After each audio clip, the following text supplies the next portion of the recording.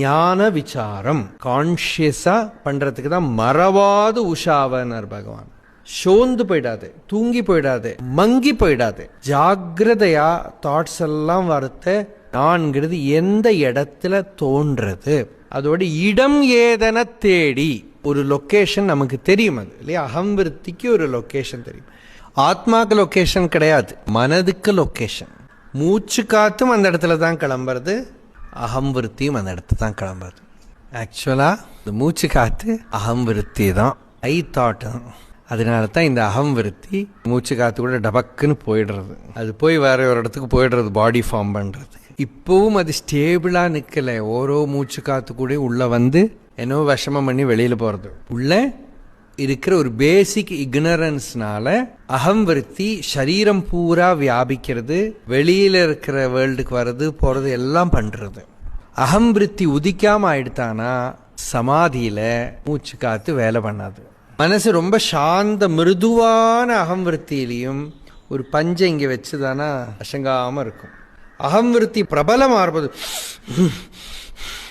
எக்ஸாமினேஷனுக்கு question paper வரப்போது அடிக்கிறது அகம்விருத்தி. நம்மளை யாராவது ஸ்துதி பண்ணி நிந்த பண்ணினா எல்லாம் மூச்சு காத்து டிஸ்டர்ப்டா இருக்குது. என்னக்கா அகம்விருத்தி மூச்சு காத்து ஒன்றும் வேற இல்லை. அதனால தான் பகவான் சொன்னார், மூச்சை பிடிச்சுட்டுதானா அகம்விருத்தி பிடிக்கப்படும்.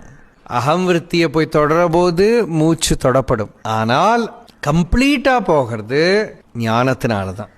அப்போ மூச்சு காத்து போகாது, மூச்சு காத்து இருக்கும். இதோட தோஷம் பிரமை தான் போகும், இல்லூஷன் தான் போகும். தன்னை விசாரம் பண்ணி பார்க்கறது என்ன, நான்கிறத விசாரம் பண்ணி பார்க்கறதா. இந்த நான்கிறது தான் க்ளூ, இதுதான் முத்ரை, இதுதான் தட்சிணாமூர்த்தியோட முத்ரை. பகவானோட அவதார காரணமே இந்த நானை காட்டி கொடுக்கறது தான். அதனால இந்த அகம் விருத்திய மூலான்வேஷனம் பண்றதுங்கிற ஒரு பிரக்ரியை.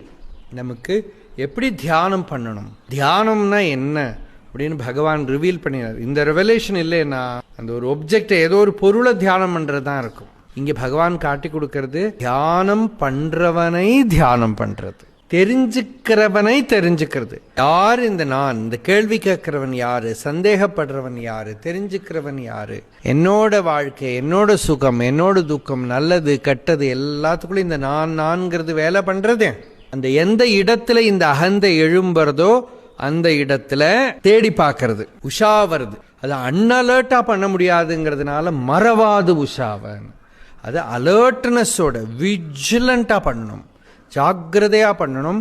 எங்க இந்த அகம்விருத்தி எழும்புறதுன்னு கவனிச்சு பார்த்தா இந்த ஹிருதயஸ்தானத்துல அடங்கிவிடும் சித்தம். அகங்கார அழியற இடத்துல இன்னொன்னு நான் பூர்ண வஸ்து பிரகாசிக்கும். அது அகங்காரம் அல்ல, அந்த ஸ்தானத்துல.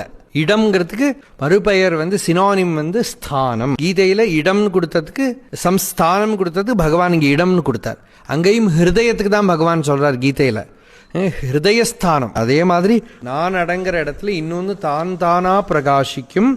அது பூர்ண வஸ்து, அது அகங்காரம் அல்ல, அது பரமபூர்ண சத்.